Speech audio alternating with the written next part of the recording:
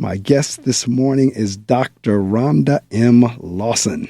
Dr. Rhonda M. Lawson is a 3-time published author and the founder of Meet the World Image Solutions, LLC, a literary and publicity services company focused on supporting authors, small business owners, and literary professionals.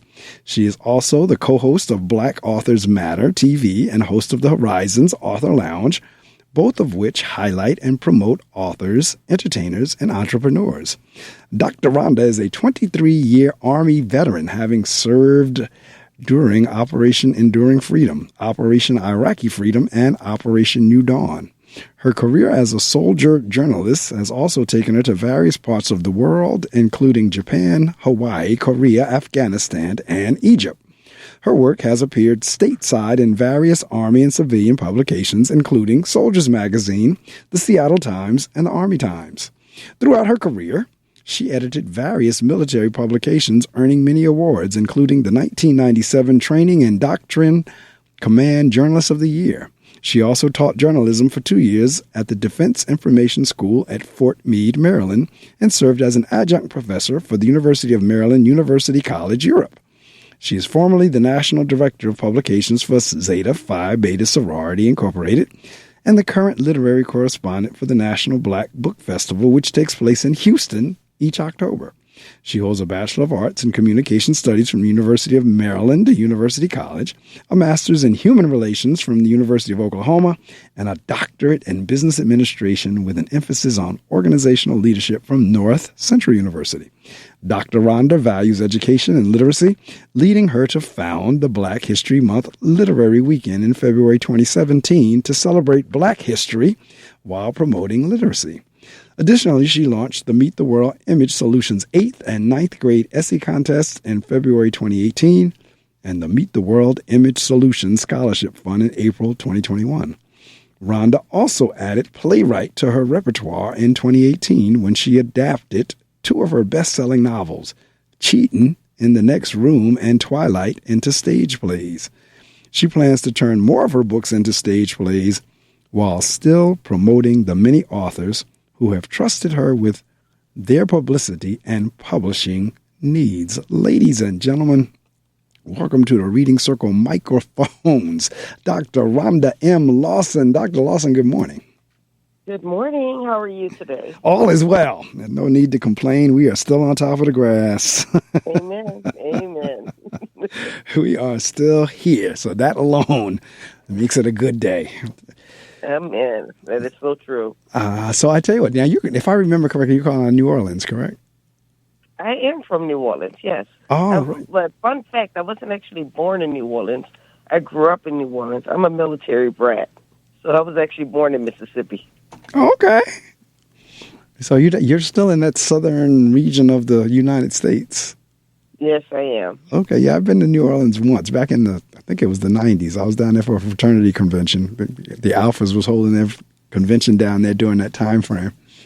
And this is, like I said, going back to the 90s, because I remember I drove from New Jersey to New Orleans to get to the convention, because all the brothers were like, why don't you just fly? Like, I wanted to see that's a long drive. It was. We took it over 2 days. We did it in 10 hours in each day, because I think we stopped on the border of Virginia and Tennessee. That's where we spent the night and then did the last 10 hours the next day.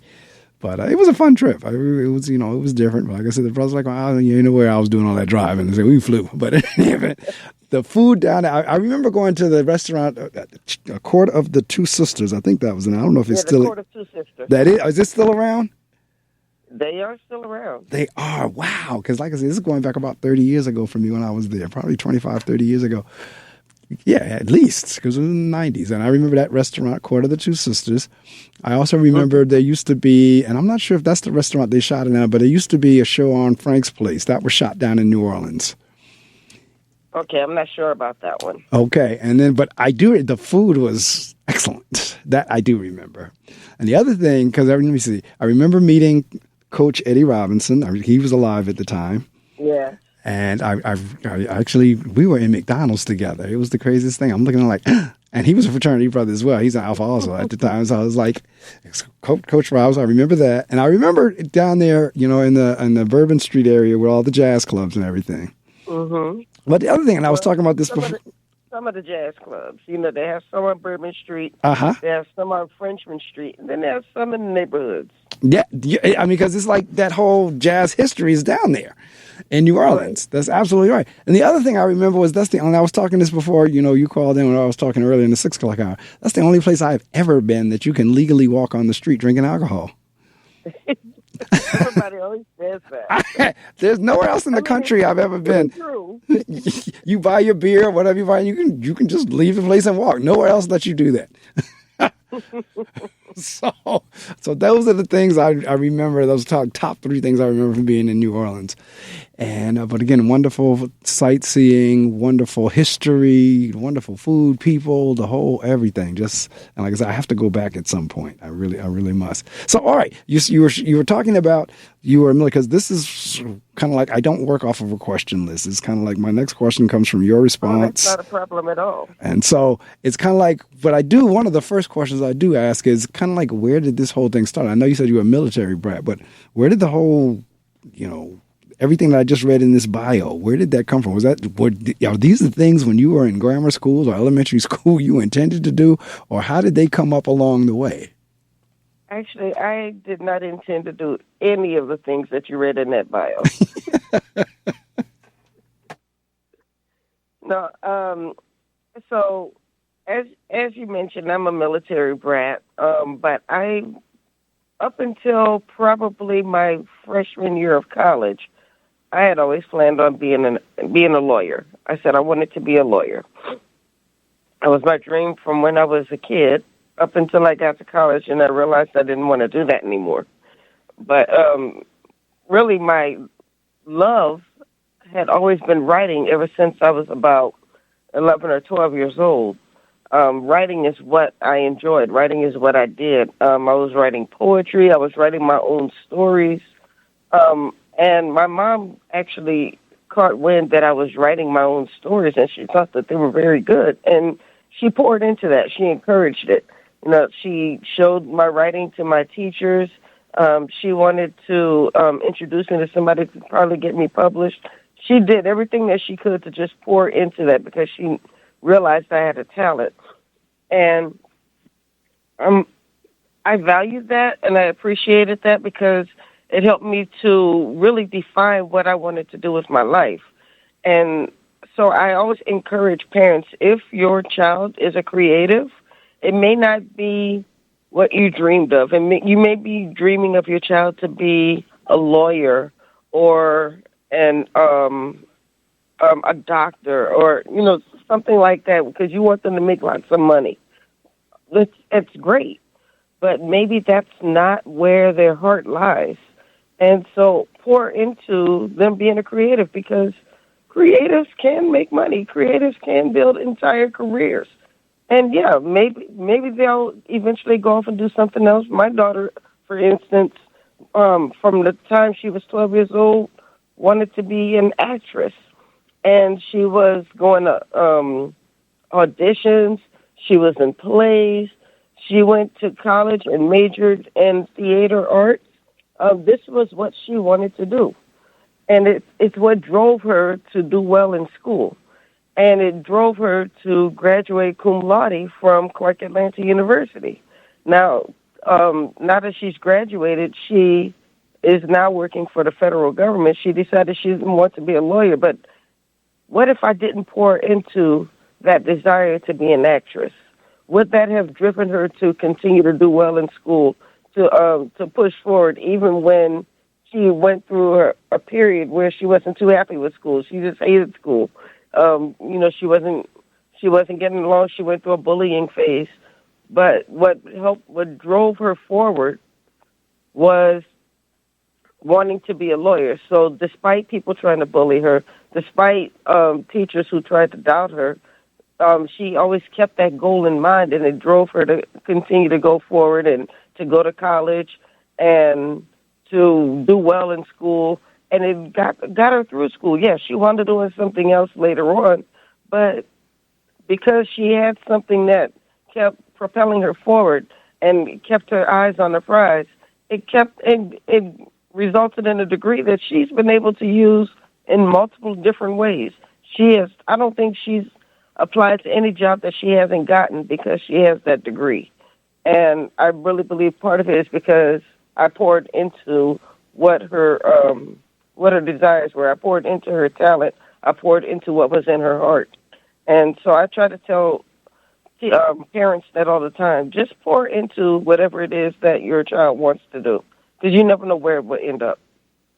You know, it's interesting in terms of you sharing that, because I've shared it on the air before in terms of, and our parents, exactly what you said. I mean, they absolutely want the best for us. So what I'm about to say, I am not disparaging my dad or anything. I love my dad. My dad loved me. And what he said, and exactly what you just said, was only because he loved me and wanted the best for me. But my two strengths when I came out of high school was language arts, or English as we call it, and music. Mm-hmm. So when I got ready to go to college, they said, what do you want to major in? I said, I want to major in either music or either in English.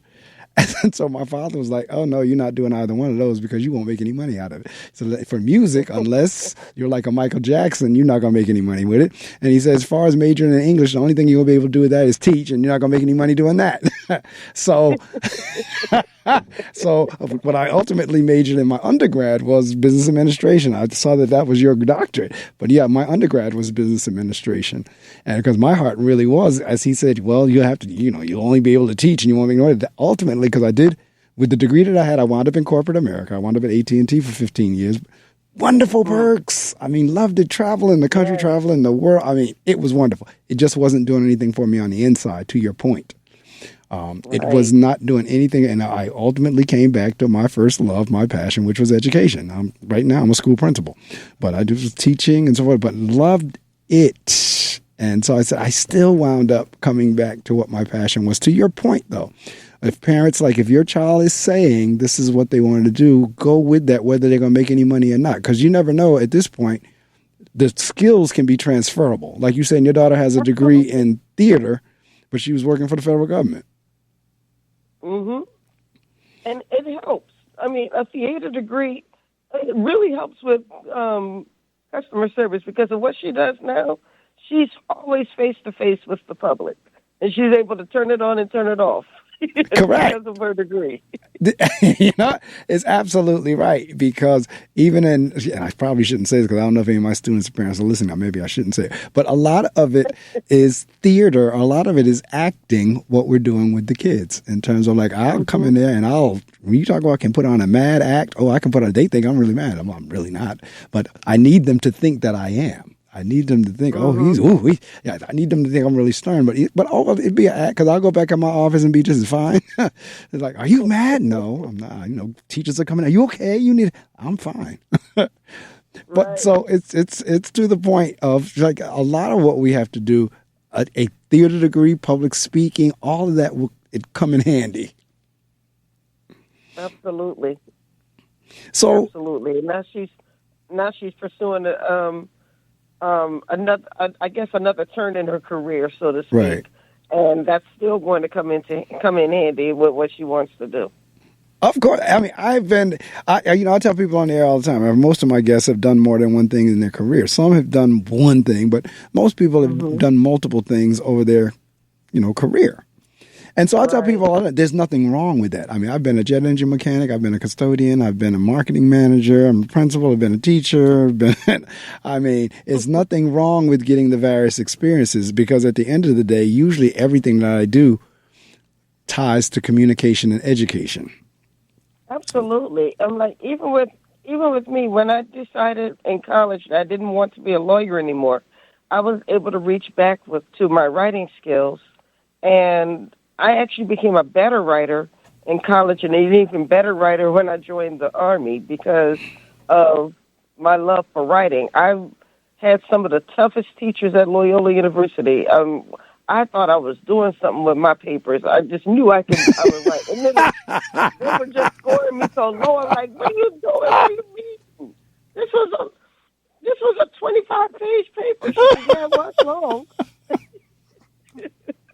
I'm laughing because I had the same experience. It's funny how many people I've talked to that we all say we go in there thinking we were all that in a bag of chips, and we get our ego busted and we get it broken down. I remember writing papers, and I had a professor talk about red ink all over the place. All he put was too wordy. To every time I look, it would say TOOWORDY. Too wordy. Yeah, and the same thing happened to me when I joined the Army. I joined the Army as a public affairs specialist, which basically means I was an Army journalist. So I was doing a lot of writing. And I had to learn how to turn off my literary writing because in my research writing, which what I was doing in college, and I had to turn on journalistic writing. So I had to learn something totally different. And so all my instructors would tell me, I see you can write, but this isn't journalistic writing. So I had to learn how to do journalistic writing. And then when I decided to start writing books, I had to turn off my journalistic writing and turn my literary writing back on. So there are so many different styles of writing that people don't realize. I am so glad you brought that up. Yeah. Because you're absolutely right. A little bit about everything. That's right. And for the listening audience, Dr. Lawson is absolutely right. Now, if you're not in that, or if you don't have to write, it may not make a difference to you. But if you are someone who writes, there are different styles. Like right now, because I'm pursuing my doctorate, I should be finishing another year or so. Yeah. The hardest thing for me was transitioning to academic writing. Mm-hmm. I'm used to journal writing. I'm used to writing memos. I'm used to writing reports. I'm used to writing, but to write in a research academic style, that's a totally different style. APA 7 format and so forth and so on.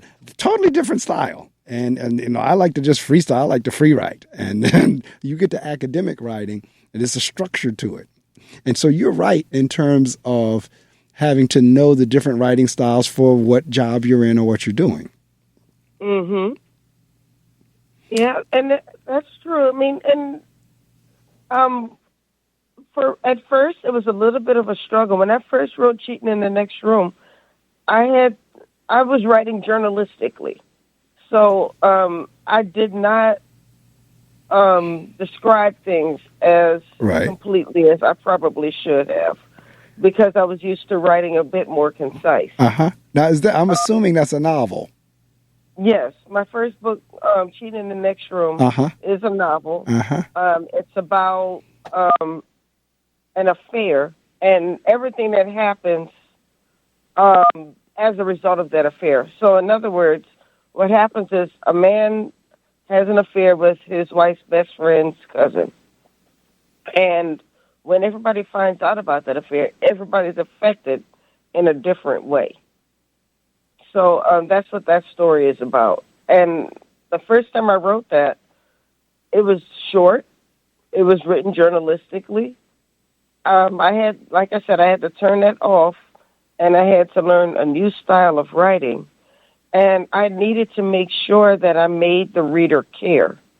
Correct. Because people have read cheating stories before. Correct. But I wanted people to really get the emotion in this, and I had to write this in such a way to where the reader felt what the character felt without me telling the reader how they should feel. But wow, that's not always easy. No, it's not. As a matter of fact, see, now you've already, and this is the whole point of the show, because I hope the same thing that happened to me is what's happening to the listening audience. You whet my appetite. So now I'm going to make sure I'm going to go get the book. Is it on Amazon? Is it downloadable? Is it in e-format too? It is an e-format, yes. So, in fact, I'm hoping within the next year to make it an audiobook, but right now it's an ebook and it's a paperback. Okay, so if it's on Amazon, before the end of the day, I will have downloaded it on my Kindle, because you just whet my appetite. Like I said, I've read cheating books before, this, that, and the other, but now something you've just said in terms of, I want to make you feel a certain way without me telling you what to feel. That intrigued me. And you're right, that's not easy to do. Right. And the best way I can describe that is, I'm not going to tell you that the character is mad. I'm going to describe the character's actions. I'm going to put emotion in the words. I'm going to, in the narration, you're going to know everything that's going on, and you're going to be able to tell that the character is mad. maybe instead of saying that she's sad, I'm going to say that a tear streamed down her a tear welled in her eye and streamed down her cheek. I can say Right. that, and Right. you already know that the character's sad without me Right. having to say she was sad. So that's something. So it's one thing to describe the location, describe the scenery, but when you can describe emotion and help the character, or excuse me, help the reader feel what the character is feeling, then that's the way you hook them. That's absolutely right. I remember the kid's name was Natia Pipkin. And this was like going back to like 2000, 2001. I was teaching 8th grade. And you talk about a kid that had a knack for doing that. I mean, I don't know where she is today because by now she's probably in her 40s, 30s, 40s or whatever. But as a kid, you talk about had a knack for what you were just describing. I would love to read her work. And she was only like 12 or 13 at the time. She was in 8th grade. But she had gotten really good at exactly what you're describing, that I don't have to tell you. I can write it in such a way that you will feel it without me telling you what emotion to feel. And that's powerful. Now, in terms of your, like, okay, from a writer's perspective or from where does that concept come? Or, did you always have a vivid imagination, or where did you pull back from in order to come up with the storyline and everything like that? I'm kind of a student of life, so to speak. I always tell people I'm never going to write totally about myself, but I will take certain things that have happened throughout my life, or certain things that I've witnessed from other people. I'm never gonna forget one of the first pieces of mess that I got pulled into when I first joined the Army. I was at my first duty station, Fort Knox, Kentucky, and a friend of mine told me to come with her because she was about to catch her boyfriend doing something he didn't need to be doing. And she had me and another guy come with her. We didn't know what was going on, and I'm new there. So, the guy and I are just standing there watching her knock on the door. The guy opens the door, yells at her, and then he slams the door in her face. And then she starts beating on her, open this door. She's beating on the door. And all we can do is just stand there and look at her. I'm like, what in the world is going on here? I don't even know this girl like this, and I don't know the guy either. And she was so mad. She beat on that door for a long time, and then finally she just started dancing. I guess she started calming herself down. She starts dancing, and because there was music coming out of somebody's barracks room, and she starts dancing to the music until she calms down. And then finally we leave.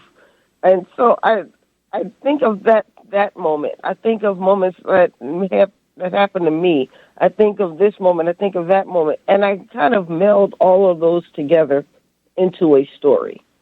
So I call it living by the what if factor. Right. For instance, what if that situation had turned out this way? Or what if she had said this instead of that? And I just kind of build a story around it. That's interesting. Do you ever heard of Omar Tyree? Of course. Okay, Omar. He's actually a friend. Okay, Omar was my guest he's been on the show 3 times, I believe, in total over the years.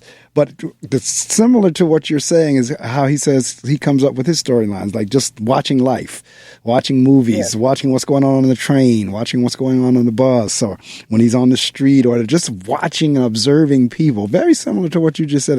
That's how he comes up with his storylines. So now, as a matter of fact, while I'm here, thank you for your service, being in the Army. I'm an Air Force vet as well, so I know what you speak of. Yes.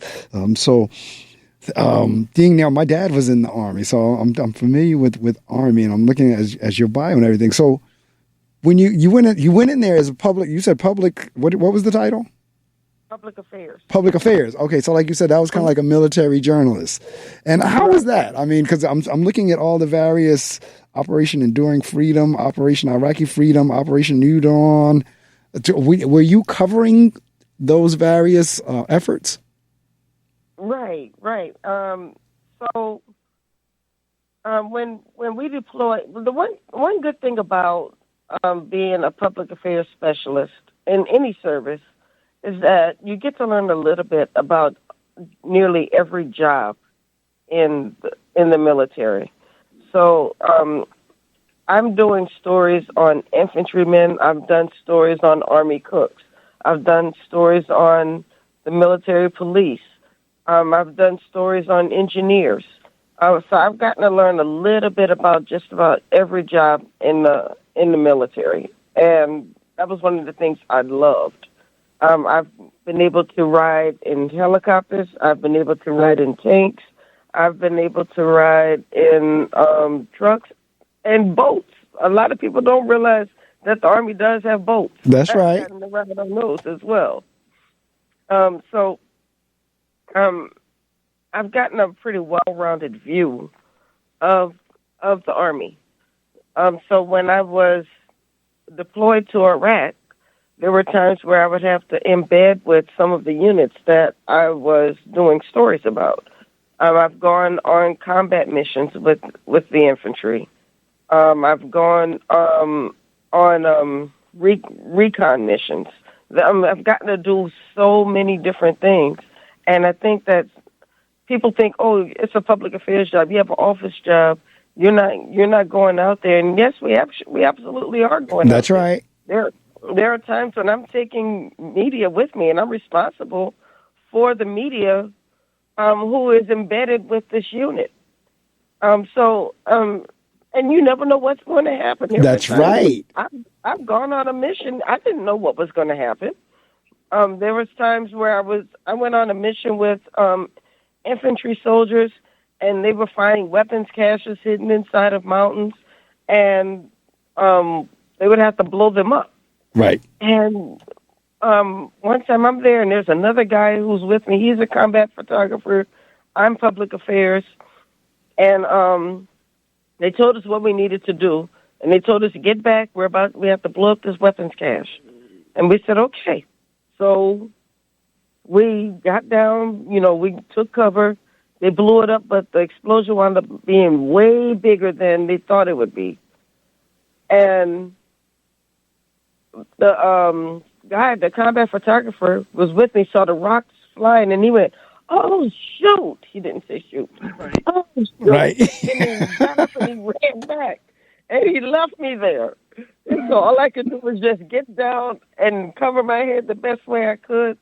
But the rocks were flying, and one of the infantrymen actually wound up getting hit in the head with the rock that was flying, and it was a big rock. So he got hurt.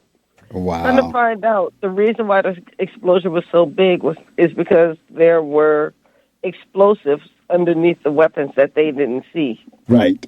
So when they blew it up, it wound up being even bigger. And after the explosion went away, or after it ended, these Afghan people started running out of the mountains.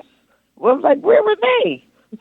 Because it was quiet. Right. And it just so happened that a couple of them were also hurt. So I was told to be on standby because I was the only female soldier in the entire vicinity. And so they said if they had to treat one of the people who was hurt, and if she was a woman, I may wind up having to do it because they're not allowed to touch the women. And so it was one of those cases where you never know what will happen. Fortunately, the woman was not hurt badly enough to where she needed treatment. What I was kind of glad about, because I was nervous having to be the person to treat her, and I don't know anything about the medical field. That's right. I'm glad you went there, because that was my next question. And people always, do you always have to go there? Yeah, to a degree I do. And where I'm going is the whole notion of female and race. I mean, in terms of, are there many African Americans, one, that do the job that you were describing, and secondly, females? Well, in public affairs, there are a lot of women in public affairs. Not as many black women, but there are black women, and we always tried to support each other. We kind of knew each other, even if we weren't like the best of friends, hanging out at each other's houses. We always stuck together. There are still a couple of people who I served with who I'm still friends with to this day. And we may not talk every day, but I can always reach out to them. They're very good friends. And we mentored each other. There was a time where it seemed like I was going years without getting promoted, and I was so irritated.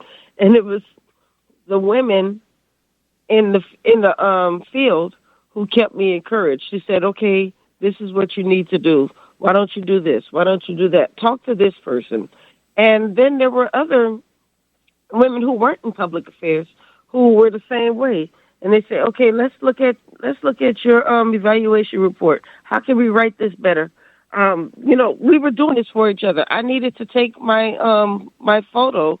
When you take your photo with your dress uniform on, we were in the office until like 6 o'clock. But it seemed like every female around was coming to help me with my uniform. "Okay, is it straight? Let's make sure we do this. Let's make sure we do That's that." right. So yeah, it sounds good, and it reads well on social media to say that women don't get along, but we're there for each other. We were absolutely there for each other. Well, I'm glad to hear that. What about, did the men give you a hard time? Because my guest a couple of weeks ago, back on May 31st, was an African American female captain at United Airlines, and I asked her kind of like a similar type questioning that I'm doing you in terms of, are you treated any different, or in the environment we're in now? Did the men give you trouble because you were female doing the job, or that wasn't an issue either? Because I'm glad to hear that it wasn't an issue, because as I said, I'm a principal of a school, and I try to expose my students to as many different people and careers and professions as possible. Now, don't get me wrong. There are women who don't get along. There are some women who wake up in the morning and they choose violence and say, "I don't like that woman today," or she's trying to date my boyfriend. The boyfriend might have been trying to date her, but she's trying to date my boyfriend. I don't like her. She thinks she's cute. I'm not going to say that it doesn't happen, but that happens everywhere. Correct. So you just have to watch your back on that. But I do feel that for the most part, women are going to be there for each other, and when two, three, four women, when they're friends, they're actually friends. And so I think sometimes that there are predators out there who drive wedges between women, right, and they like to push the narrative that women don't like each other, and then they use that to play women against each other. And right, sometimes we fall for it. Right. I think the more we're aware of that, the less we'll fall for it. We Correct. just have to be more aware of it when it happens. No, you're right. And it's just like you were saying in terms of journalists and the photographers, you all go into some dangerous areas, because I've watched military documentaries. I've seen even when we're in war, somebody covers it. And whoever is covering it, I can see when they start taking cover, whenever they have to run, whenever they, shrapnel is coming their way, and that they have to move. So that's a dangerous job, especially when you have to go out in the field with the soldiers. But at the same time, it needs to be reported. Absolutely. So I'm saying that to say, go back to, because I know how the military is. I was a jet engine mechanic, so we weren't necessarily front line either. However, just because you're not in the front line doesn't mean your position is not important. It doesn't mean, so forth and so on. So I could hear, I could see where somebody would be saying what they said to you in terms of, you're not out there in the battle. Yeah, we're just as much in the battlefield as you are. We can get hit just like you can get hit. Yeah. And I would say this, another story. I went with the Special Forces. I got to go to this city where the leadership was going to be meeting with the that city's mayor, the Afghan mayor, and I was with them once again, one of the only women there, and I was with the Special Forces. Special Forces are like a whole different type of soldier. They get different training. Correct. They have very specialized training. And when we got to where we were going, they said, "Look, just put your weapon right here. If something happens, just duck. Don't Don't try to shoot. Don't try to get in on the action. If something happens, just duck. We got it. I was going to do exactly what he said. I mean, special forces, they got it. They didn't need me trying to be G.I. Jane out there. That's absolutely right. Now, I see you've been included in Soldiers. I remember Soldiers magazine. I know exactly what the magazine looks like. And then, and I'm looking because I'm pulling up out of your bio as I'm reading this through. I see you're also a member of Zeta Phi Beta. My former sister-in-law, she's Zeta. I know a few. I know a few Zetas. What you call it? So yeah, a few Zetas that I know. I see you were the literary correspondent to the National Black Book Festival. Because I mean, now was all of this that I'm reading here in the bio, was that all going on while you were in the military, or was this after? When I was in the military, I was working on my doctorate, and I had a few books that I'd published. But the National Black Book Festival, Black Authors Matter TV, Horizons Author Lounge, Meet the World Image Solutions, all of that came after I retired. Okay, that's what I kind of thought, but I do know how people can do various and multiple things. Because I also see here I was quite active with my sorority while I was in the Army. That not surprised at all. Like I said, I'm in the Divine Nine, so I know how that operates as well. So yeah, I actually chartered 2 chapters during the time I was in the Army. Yeah, I chartered one in Hinesville, Georgia. Okay. And I chartered a chapter in Belgium. All right. That's all right. You know what? Because that's how we keep the frats and sororities going. That's how we keep them going. Absolutely. Is by having the chapters, and especially when you start doing the worldwides. I also see here the co-host of Black Authors Matter TV. Is that still is that still going on? Yes, it is. Every Tuesday night, from 8 to 10 Eastern Time. Okay. We interview 4 authors. Each author gets about a 25-minute interview. Okay. And we have interviewed brand new authors, up-and-coming authors. Right. To well-established authors, to like celebrity status authors. I co-host a show with Gwen Richardson, who is one of the founders of Kush City Bookstore, which is an online bookstore, as well as the National Black Book Festival, which has been about going on for, I want to say maybe 15 years now. It's a well-established festival, very big, and it happens in Houston usually the 3rd or 4th week of October. And for the last, 7 years now, I have been the literary correspondent. So I go out to Houston. I interview all of the featured authors. I actually had the privilege of possibly being one of Eric Jerome Dickey's last interviews before he passed away. Okay, and he was another. I tried to get him as well. I'm trying to think of the other brother, Carl Weber. I think Carl Weber. I just lost touch with them trying to get them on. But so you have the opportunity. You're doing the same thing I'm doing. We're both doing the same thing in terms of interviewing authors. And you're right. We have the opportunity to the famous, the not so famous, the local, the international. This is my 24th year, going into my 25th season, and I have loved every minute of it, of the people I've had the opportunity to meet. Some of them I never met in person, but we've talked on the telephone, just like you and I are now doing. It has been a really good ride of just all the people that I've had the opportunity to meet over the years. So I can relate to what you're saying. And then you were talking about the bookstores. Last weekend was Father's Day, and I was down. My daughter lives down in the Alexandria area by Washington. And so she took me to 2 famous black bookstores. One was Mahogany. That was a bookstore down there. So she took me there. Mahogany Bookstore is owned by Rhonda. She is actually my sorority sister. Okay. All right. Well, then I've spent some time in there. And then the other one down in that area was Busboys and Poets. So we spent some time in there. She knows her dad loves books. I was like Father's Day weekend, she catered to all of my interests.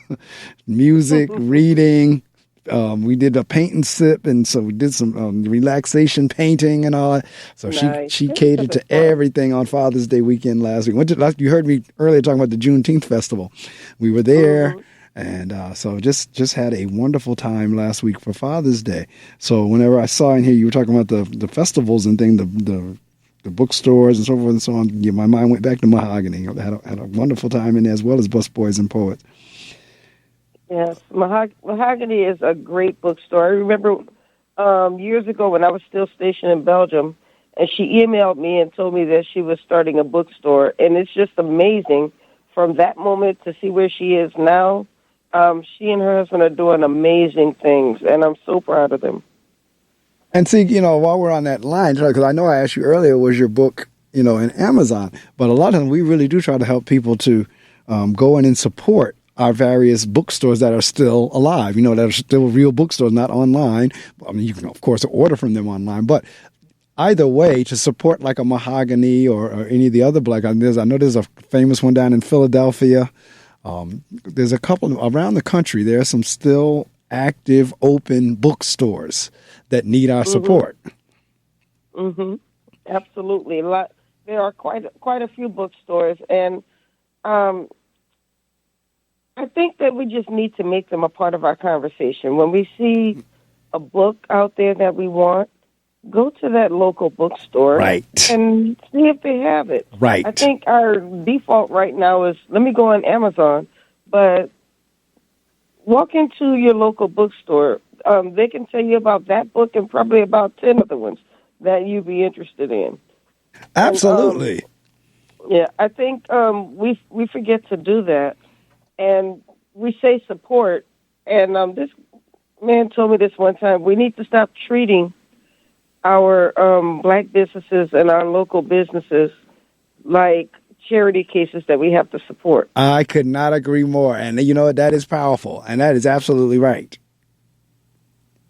Right. And, let's just make them a part of our conversation. I'm going to go to Community Book Center or Baldwin Books in New Orleans, I'm talking about, or I'm going to go to Mahogany here in the D.C. area, or Sankofa Books. I'm going to go there and see if they have the book, instead of saying, let me just go on Amazon and order it or download it. I mean, I'm an audiobook girly, but I'm an audiobook girly because I don't have a lot of time to sit and read anymore. Right. So I have to listen to my books on the go. Right. But I think, and I can sometimes be guilty of it too. I'll say, let me just go on Amazon and buy a book, when I could just say, let me go to Mahogany and buy a book. No, you're absolutely right. Or I can go to Baldwin, or I can go to Community. I can go to Sankofa. Right. We just have to make that part of our daily practice. No, you're absolutely, because for here in Newark, New Jersey, there's a store called Source of Knowledge. That's African American bookstore. And you're right. I have to consciously say, I'm not going to get it from Amazon. I'm going to go down to Source of Knowledge and figure. Matter of fact, now that we're having this conversation, I may go down there to look for Cheating in the Next Room and Twilight. Because matter of fact, let's talk a little bit. Those are older books. They may not be there, but nothing wrong with asking them for it. Right, asking them. And it's not, they can order them. Maybe they can order them. But either way, I'm going to get a guy. Like, talk a little bit. What's Twilight about? What's Twilight on? Because I see you've turned them into stage plays. Yes. Twilight is a very special book to me. When I was in the Army, I was a sexual assault victims advocate. And I would see what my clients went through. I remember one young lady who she had accused the man of rape. He actually had raped her, but and she went public with her report. But then everybody was coming down on her saying, oh, you asked for it. That man didn't rape you. And she got so tired of all of the pressure, she said she wanted to change it and go private. I say, well, unfortunately, once it's out there, it's out there. It's kind of hard to go private now. And, because there are different types of reportings that you can do. And I had to help her through that. And I had another client who she also went public with hers. And she was trying to do everything that she could to, have some normalcy. And then one day she said, I'm feeling good. I think I'm going to go over to the base club and I'm going to go get some food. I'm going to get something to drink. I said, okay, that's good. I'm glad you're getting out. And probably less than 30 minutes later, she called me and told me that she saw the guy in there and everything came back to her. And then I wound up having to go over there and trying to smooth things down over because, she was that bothered by it. And I thought about all of these things that these women go through, and I wrote a book about it. And so the book is not really based on them, but it's based on what a victim's advocate goes through when they're trying to support their client. And it's also about the survivor, the sexual assault survivor, and how she's trying to get back to normalcy. So in Twilight, the book is about a teenage girl who is raped by her much older boyfriend. And, of course, he's saying he never did it. And she's saying he did do it. And she's like, I should have listened to my parents. And she's trying to get back to normalcy. Then you have her sexual assault victims advocate, who's actually a character in another book that I wrote called A Dead Rose. She's trying to be there for her client, and then she gets so involved in the case to where it overtakes her. There's just so much emotion that goes on around it. It's a very, very powerful book. And in fact, when we made it into a stage play, I actually invited sexual assault victims advocates to come to the play and be there for people just in case they got triggered. Right. Because the first scene is a very powerful scene. Right. And it actually did trigger some people.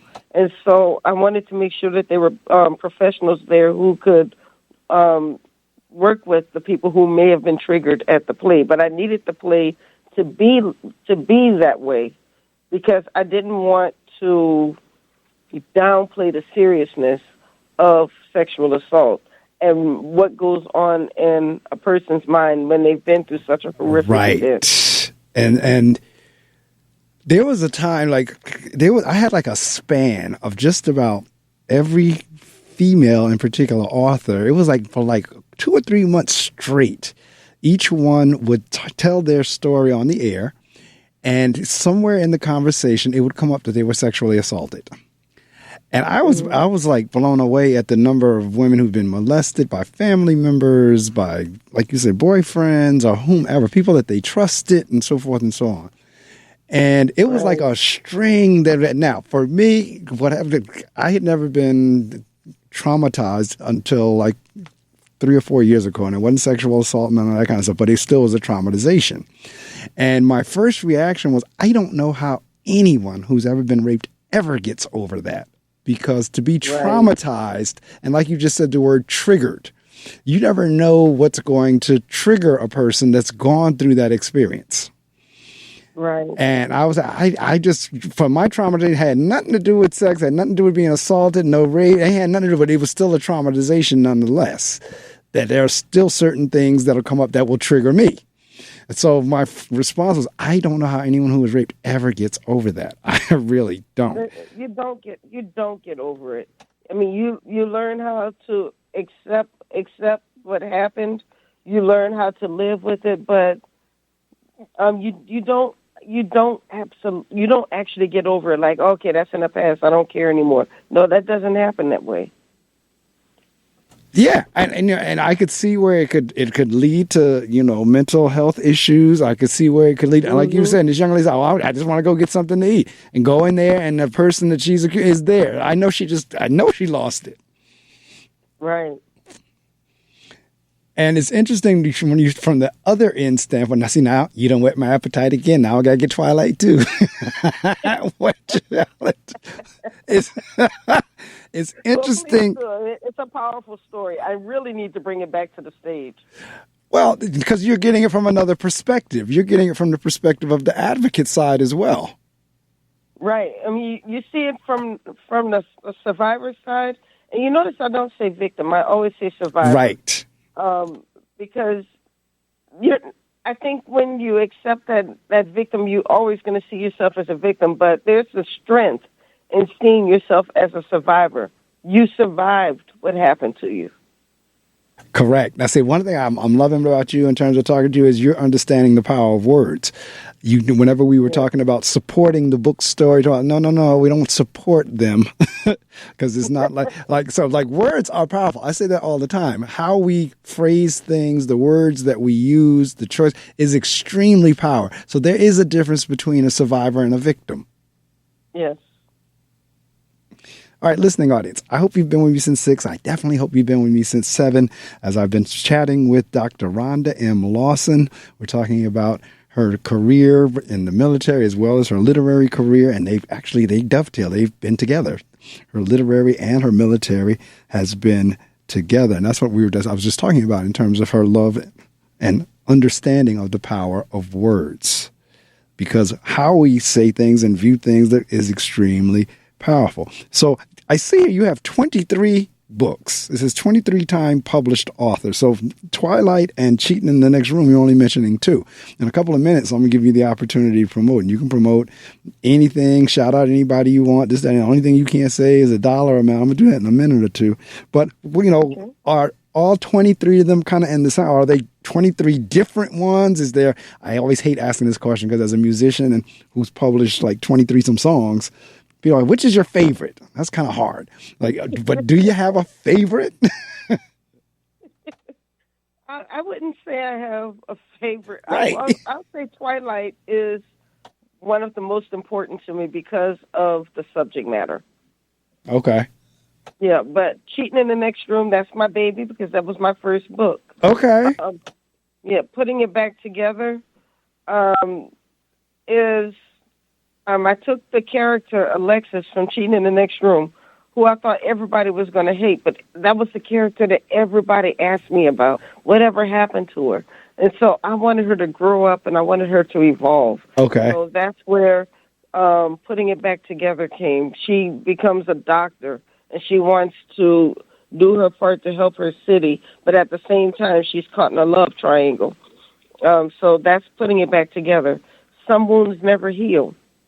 That same doctor, Alexis, she gets married, and she winds up having to go back to Virginia Beach, where the affair and Cheating in the Next Room happened. And so that brings about all new drama. It just kind of awakens some things that people thought had gone to sleep. Some wounds never heal. So is it a series? Is it a series, or are they standalones? Well, they're standalone books, but they're like a series. And so what I mean by that is you can pick up any one of the books and understand what's going on without having to read the prior books. But if you read them in order, you know the characters a bit more. Gotcha. So it's Cheating in the Next Room first, then Putting It Back Together, and then Some Wounds Never Heal. And then I switched over to... A Dead Rose. Actually, A Dead Rose was my second book. And that's where I introduce you to ISIS. And ISIS winds up being the victim's advocate in Twilight. But in A Dead Rose, we're learning ISIS's history. And she's a successful woman, very smart, very pretty, but she makes horrible judgment when it comes to relationships. Okay. And it's resulted in her having a bad reputation. And she wants to overcome that bad reputation. She wants to be loved. She wants to get married. And she does get married. And then she finds out that her husband is still holding her past against her. So it's another very powerful book. Right. They all sound like, I'm sitting there like, oh yeah, those are the type of books I would, because when I'm not reading my academic books or biographies, I love getting into a good novel. And so. Yeah, I love, fiction is my first love. I help a lot of people write books. Most people come to me because they want to write their memoir or they want to write a self-help book or some type of nonfiction book. And I love doing that. Because the journalism background in me helps me with that. But I love fiction. I love being able to take a story and then creating a world. I love being able to create characters that you feel are your friends because you've gotten to know them so well. I want the Right. characters to be unforgettable. The Like if character you remember development. Yes. If you remember the late Elin Harris back in the Yes. day, you knew his characters. Right now, if I say Basil Henderson, many people are going to know who I'm talking about because the character was just that powerful and that memorable. Wow. And so that's the way I want to create my characters. And so, as I said, I help people write their books. So I do workshops. I have worksheets. I have checklists. I have courses. I have a whole coaching program where I help authors, up-and-coming authors, to write their books. Create the characters, create the scene, create how to create powerful dialogue. Everything that a person says does not have to end up in the book. You Correct. only want the dialogue that's going to move the story forward. So I teach them how to do that. And because I have so many different types of writing styles in my background, I'm able to help them to do that. I'm able to help them to do the research that they need to make sure that their book is going to be, I would say factual, but factual from their point of view, but it still needs to make sense. Right. Everybody may not agree with everything that you put in your book, but you need to know how to shape your argument so they can at least listen to what you're saying without discounting you. And you've kind of started down the road where I was just telling you, because I'm going to give you the opportunity for that, because believe it or not, our hour is up. The hour goes very quickly. It does. I can't believe it's been an hour already. I feel like we just started talking. Exactly. But the hour has gone, because people will say, what in the world are we going to talk about for an hour? I said, trust me, it goes very quickly. And it does. But we're at the point now wherein you have the opportunity to promote, just like you were just doing. And you can do that, anything you want to say, websites, how to get in touch with you, book signing, your services, like you were just saying. You can say, the only thing you cannot say is a dollar amount, but anything short of any profanity, anything short of that, the mic is yours. I'm going to turn my mic off and you get a chance to go at it. Okay. Thank you so much. So, again, my name is Dr. Rhonda Lawson. The name of my company is Meet the World Image Solutions, which is a publicity and literary services company. On the publicity side, I have a talk show that I host every Monday night at 7 p.m.